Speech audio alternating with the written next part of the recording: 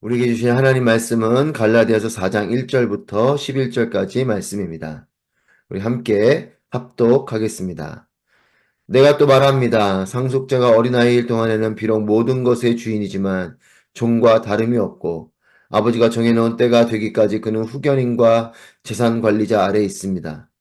이와 같이 우리도 어린아이였을 때는 세상의 초보적인 것들 아래서 종로로 됐습니다. 그러나 때가 찾아 하나님께서는 자기 아들을 보내셔서 한 여자에게서 나게 하시고 율법 아래에 나게 하셨습니다. 이는 율법 아래에 있는 사람들을 구속하시고 우리로 하여금 아들의 신분을 얻게 하기 위함입니다. 여러분이 아들들이므로 하나님께서 자기 아들의 영을 우리 마음속에 보내셔서 아바 아버지라고 부르게 하셨습니다. 그러므로 여러분은 더 이상 종이 아니고 아들입니다. 그리고 여러분이 아들이면 또한 하나님으로 말미암는 상속자입니다. 그러나 전에 여러분이 하나님을 알지 못했을 때는 본질적으로 하나님이 아닌 것들에게 종노릇했지만 이제는 여러분이 하나님을 알 뿐 아니라 오히려 하나님께서 아시는 사람이 됐습니다. 그런데 어째서 여러분은 다시 무력하고 천박한 초보적인 것들로 되돌아가 또다시 그것들의 종노릇하려는 것입니까? 여러분은 날과 달과 절기와 해를 잘도 지킵니다. 내가 여러분을 위해 수고한 것이 헛될까 두렵습니다. 아멘. 할렐루야, 살아계신 하나님을 찬양합니다. 하나님의 놀라우신 은혜와 인도하심과 우리에게 베풀어 주시는 축복이 충만한 모두가 되시기를 바랍니다. 그리스도인은 예수 그리스도를 중심으로 이전과 이후의 삶이 분명히 구분되는 사람이 바로 그리스도인입니다. 예수 그리스도를 만나는 그 만남을 기점으로 그 이전의 삶이 있고 또 예수를 만나는 그 만남이 있고 또 예수를 만난 이후에 변화된 삶이 있는 것이 그리스도인입니다. 바울은 이 부분을 상속자로 비유해서 설명하고 있습니다. 상속자는 아버지의 유산을 물려받는 즉 아버지의 그 모든 것들의 이제 주인이 되는 것이 바로 이 상속자이죠. 하지만 이 상속자는 때가 있습니다. 이 때는 유산을 물려주는 아버지가 정해놓은 때입니다. 아버지가 정해놓은 때 이후에 이제 그 재산을 가지게 되는 상속자, 그 재산의 주인이 되는 것이죠. 이 정해놓은 때까지는 자신은 주인이 아니고 오히려 후견하는 후견인과 그 관리자 아래 종처럼 머물러 있는 것이 상속자입니다. 아버지가 정해놓은 그 때 이후에 이제 이는 주인이 되는 것이죠. 그러나 아버지가 정해놓은 때를 기점으로 이제 그는 그의 신분과 상황은 달라지는 것입니다. 그 아버지가 정해놓은 그 때 전까지는 후견인과 관리자 안에서 종처럼 있지만 아버지가 정해놓은 때가 이제 지나면 상속을 받는 그때가 지나고 난 다음에는 그는 이제 모든 재산을 소유한 관리자가 되는 것이고 주인이 되는 것입니다. 관리자 아래에 있을 때, 관리자와 후견인 아래에 있는 그때가 종의 모습입니다. 그러나 때가 지나고 나면 그는 이제 그 과거의 모습이 아닌 모든 것을 소유한 아들의 모습으로 나아가게 되는 것이죠. 이것이 바람직하고 오히려 이렇게 하는 것이, 이렇게 하지 않는 것이, 즉, 종의 모습에서 이제는 아들의 모습으로 나아가는 것. 이렇게 아들의 모습으로 나아갔다면 다시 종의 모습으로 돌아오지 않는 것이죠. 때가 되면 아들의 모습으로 가는 것이고 이 아들의 모습이 됐었을 때는 더 이상 종의 모습으로 돌아가지 않는 것입니다. 아들의 모습, 아들이 되었음에도 종의 자리로 돌아가는 것은 어리석은 모습이죠. 즉, 상속자가 돼서 이제 주인이 되었는데 다시 예전처럼 후견인과 관리자 아래에 있는 그런 종의 모습으로 돌아가는 것은 어리석은 것입니다. 바울은 지금 계속 이 이야기를 하고 있습니다. 너희가 그전엔 율법 아래 거에 있었던 하지만 이제는 예수 그리스도를 보내주셨고 예수 그리스도를 믿음으로 이제 너희는 자녀가 됐다. 그런데 이 자녀가 된 너희가 다시 율법 아래로 들어가서 율법을 지키려고 애쓰는 그런 종된 모습으로 돌아가야 되겠느냐 이 말을 계속적으로 하고 있습니다. 상속자와 같이 우리도 예수님의 구속의 은혜가 시작되기 전까지는 율법의 구속 아래 종처럼 살았지만 그것은 하나님이 정하신 때까지만 그런 것이죠. 예수 그리스도 보내주시는 그때까지는 종의 모습으로 율법 아래 구할 수밖에 없지만 예수 그리스도를 보내셨기 때문에 이제 예수를 믿고 나서 이제 그 이후에 우리의 삶은 자녀가 되었고 자녀의 권세를 누리는 삶이 되어야 한다. 그런데 다시 종의 모습으로 돌아가는 것, 이것은 어리석다라는 것이죠. 그래서 하나님께서 보내신 예수 그리스도, 그 예수 그리스도의 십자가의 그 놀라운 은혜가 펼쳐지는 그때까지는 율법 아래 거할 수밖에 없지만, 그리고 계속해서 그 죄를 회개하는 그 제사함의 제사를 지낼 수밖에 없지만, 이제 예수 그리스도를 보내주시고 그 이후에는 우리가 한 번의 죽으심으로 모든 죄를 사하는 그 제사가 되었고, 그 예수 그리스도 믿는 그 믿음을 통해서 우리는 이제 완전한 자유자가 됐고, 그 아들이 되었고 자녀가 되는 것이죠.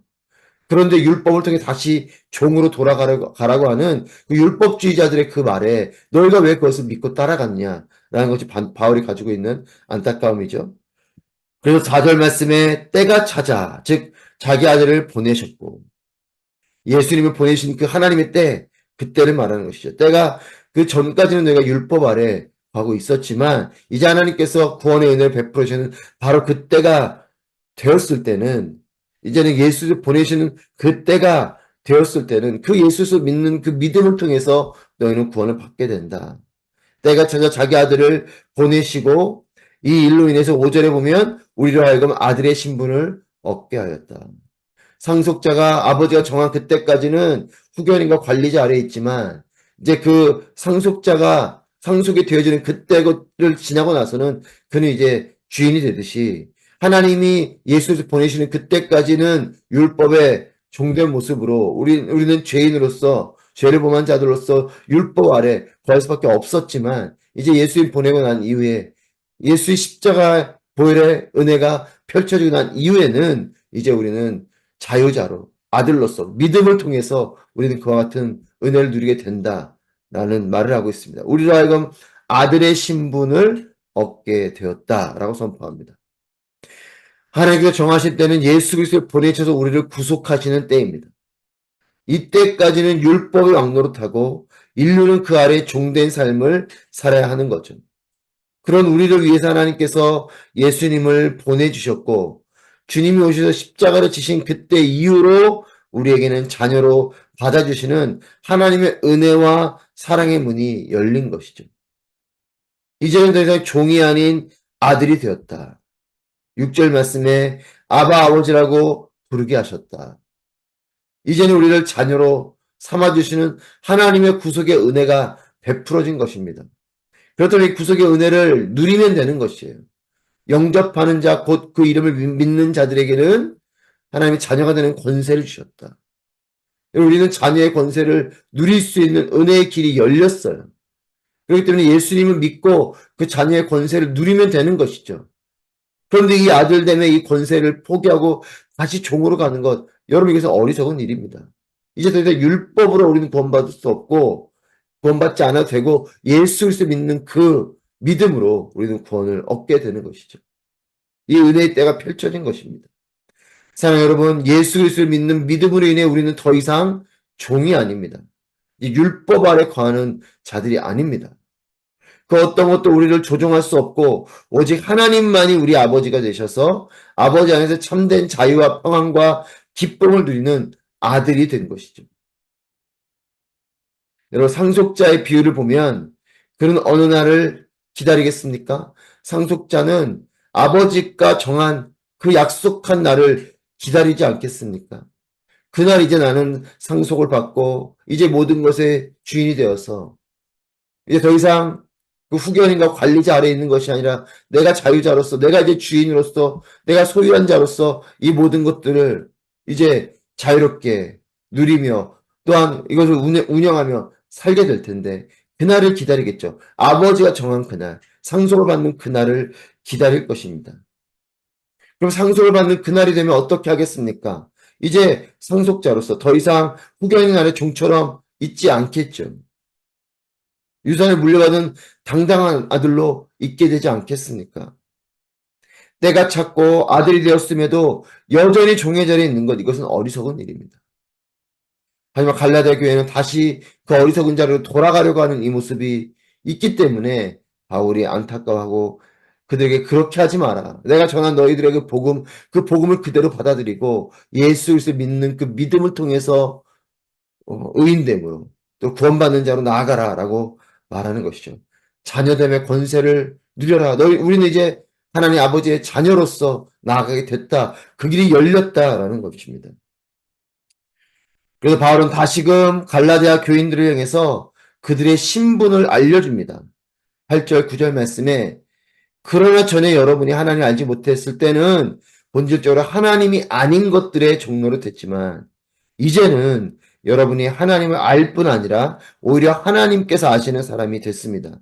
그런데 어째서 여러분은 다시 무력하고 천박한 초보적인 것들로 되돌아가 또다시 그것들의 종로로 타려는 것입니까? 이전에는 하나님 아닌 것들에 너희가 종로로 타는 율법 아래 거하고 율법의 종이 되어서 그 죄의 종이 되어서 있는 그런 모습이지만 이제는 하나님을 아는 자들이 됐고 또 하나님이 너희를 아는 자들이 되었으니 다시 이렇게 무료가 천박한 초보적인 것들 그 율법의 종된 자리로 행위로 구원을 이뤄야 되는 이런 모습으로 되돌아가야 되겠냐. 자, 여러분, 우리는 자녀가 되었습니다. 믿음으로 구원받은 더 이상 이제 율법의 영향력 아래 살지 않아도 되는 여전히 우리는 죄를 짓지만 이 죄 문제를 해결할 수 있는 길이 열렸습니다. 이전 것은 지나갔으니 새 것이 되었도다. 여러분, 새 것은 새로운 삶을 사는 것이 마땅합니다. 더 이상 예수를 믿기 이전의 모습으로 그냥 나를 의지하고 또한 그 율법의 종된 모습으로 죄의 그런 저주와 영향력 안에 사는 그런 존재가 아니고 예수 그리스도를 믿음으로 우리는 새로운 피조물로 거듭나게 된 것이죠. 하나님의 자녀로 거듭났고 죄인이 아닌 의인으로 거듭났고 죽음이 아닌 생명으로 거듭이 났고 절망이 아닌 소망으로 거듭이 난 것입니다. 우리는 이제 바뀌었습니다. 신분이 바뀐 것이에요. 다시 예전으로 돌아가는 것은 어리석은 모습입니다. 사랑하는 여러분, 예수 그리스도를 믿는 그 믿음을 가지고 이전과 우리의 삶이 분명히 달라진 삶이 되어야 할 것입니다. 예수 그리스도의 그 놀라운 은혜 가운데 하나님의 자녀다운 삶을 사는 우리 모두가 되기를 바랍니다. 자녀는 자녀다운 삶을 사는 것이에요. 새로운 피조물이 됐으면 새로운 삶을 사는 것입니다. 예수 그리스도를 믿음으로 우리의 삶이 변화되는 삶이 되길 바랍니다. 이전과 같은 삶이 아니라 새로운 삶으로 나아가고 은혜 아래 하지만 또 하나님 자녀다운 삶으로 하나님과 동행하며 하나님을 바라보며 하나님을 의지하며 나아가는 우리의 삶이 되기를 바랍니다. 하나님 우리 모두를 사랑하십니다. 사랑하셔서 종의 자리에서 죽음의 자리에서 우리를 자녀의 자리로 생명의 자리로 옮겨주셨습니다. 과거를 들먹이며 너희는 더 이상 자녀가 아니다.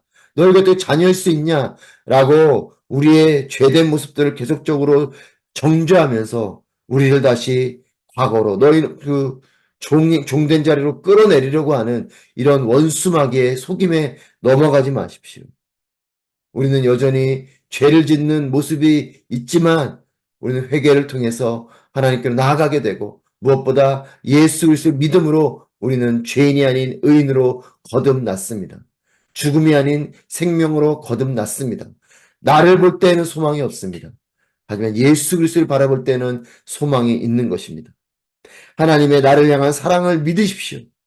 하나님 나를 사랑하신다. 이 사랑을 의심하지 마시고 하나님 나를 사랑하시기 때문에 이런 부족하고 연약하고 여전히 죄를 지을 수밖에 없는 여러분 그런 연약한 나를 보면 절망적일 수밖에 없는 여러분 목사인 저도 제 내면을 보면 절망적일 수밖에 없어요. 이렇게 목사일 수 있을까? 목사이기 전에 내가 그리스도인일 수 있을까? 절망할 수밖에 없습니다. 그렇게 절망할 수밖에 없기 때문에 소망 대신 예수 그리스도를 보내주신 것이죠. 우리에게는 소망이 없어요. 우리에게는 절망적일 수밖에 없습니다.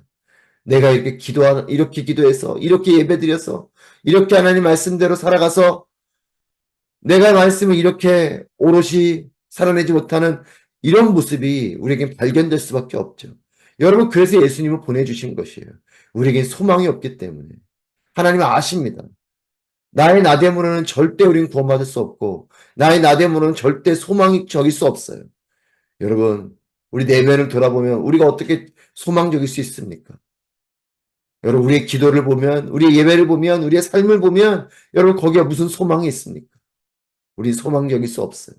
그렇기 때문에 우리로서는 우리의 노력으로는 나의 나됨으로는 절대 구원을 이룰 수 없고 소망이 있을 수 없기 때문에 소망이 되신 예수 그리스도를 보내주신 것이죠. 그렇다면 우리가 해야 되는 일은 예수 그리스도를 받아들이는 일입니다. 그리고 예수 그리스도의 이제는 그 아래서 내가 죽고 그래서 예수가 사시는 그런 삶을 사는 것입니다. 그것이 우리의 삶입니다. 나의 노력으로 사는 삶이 아니고 예수 그리스도의 은혜 아래서 구원받은 백성으로 날마다 자격이 없지만 그래도 하나님 날 사랑하셔서 나를 구원하셨다. 나를 사랑해서 예수를 보내주셨다. 이 믿음과 은혜와 감격으로 감사로 살아가는 것이죠. 절망을 발견하게 될 것입니다. 하지만 예수를 보내셨기 때문에 절망을 발견할수록 우리는 더 감사가 넘치는 것이에요. 아, 그렇기 때문에 예수님이 소망이 되셔서 내게 오셨구나. 너무나 감사합니다. 이 고백이 우리가 해야 될 말입니다.